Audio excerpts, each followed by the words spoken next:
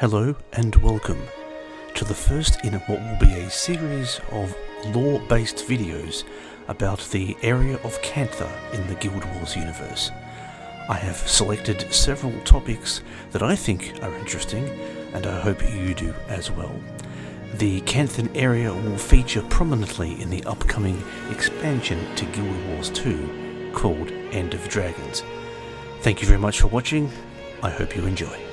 The continent of Cantha is located in a generally south direction from the continents of Tyria and Alona, across the clashing seas and south of the Battle Isles. Cantha itself can be divided into four basic regions. The first, Shinjai Island, located to the west of the mainland. It contains Saitung Harbour, Shinjai Monastery, and was at one point the home to Minister Cho.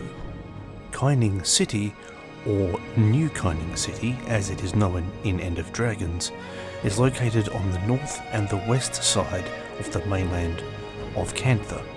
It contains the Imperial Palace and also Kaining Center, which is a major trading hub and a port for those travelling from Tyria and Alona.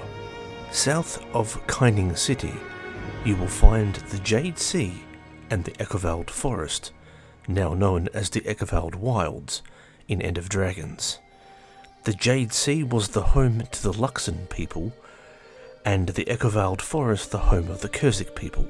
It contained their capital cities, Kavalon, and House Zuheltza was a very powerful house of the Kurzik people. Humanity arrived in Cantha in 786 BE, over 500 years before their arrival on the continents of Tyria and Alona. During the late pre-imperial era, as it is known by the Canthan calendar, humans were mere separated tribes that settled along the northern coast, though supposedly the Kurziks and Luxons both are said to have inhabited their current homelands during this time as well. 510 BE, or 0 CC, marks the year that the warlord Kaing united the northern Canthan tribes by force and deemed himself the first Emperor Lord, in turn changing his name to Kaining Ta. Kaining Ta, a man renowned for his horseback riding, died under mysterious circumstances while hunting in 464 BE, reports claiming that his horse went wild and killed him, and was succeeded by his eldest son but not eldest child, Young Zhou. Young Zhou is said to have been his father's equal in everything but ruthlessness, an area he exceeded at. In less than a decade, Young Zhou assaulted the Luxon and Kurzik people under the pretense of insurrection. During this time he slaughtered hundreds of elders in mass public executions, which brought forth wars that led to the Luxon and the Kurzik people not just uniting under a single banner, but being forced to become vassal states of the Empire of the Dragon. Yang is blamed for igniting the war between the Kurziks and the Luxon that has waged incessantly since 459 BE. The Tengu are an avian bipedal humanoid race, usually with slim, partially hunched bodies. Next to their beak are two short fangs.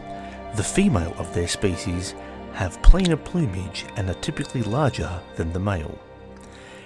The Tengu prefer raw meat for their diet, and although avian, they lost their ability to fly in the distant past. In terms of appearance, there is a large amount of variation from individual to individual, on par or possibly even more than the Cha. The Tengu Wars. After the Jade Wind necessitated further human settlement of Shinjai Island, the Sensali tribe massacred an entire village and, according to rumour, ate the corpses. War with their Anchu cousins was for a time narrowly averted. through the shrewd efforts of Emperor Hang Jai's personal ambassador and a wise level-headed Angchu chieftain in 1880 AE. However, it was not possible to prevent the Sensali from attacking, creating a hatred between the two tribes that was only surpassed by their hatred of the Mountain Yeti. When further human settlement of the island put the Angchu hatchlings in contact with foreign diseases, the Tengu were forced to kill their own young, and they too joined the fight against the humans. The Tengu Wars raged for almost 2 centuries, and it was not until the early reign of Emperor Kaizu that it looked like peace may be a possibility.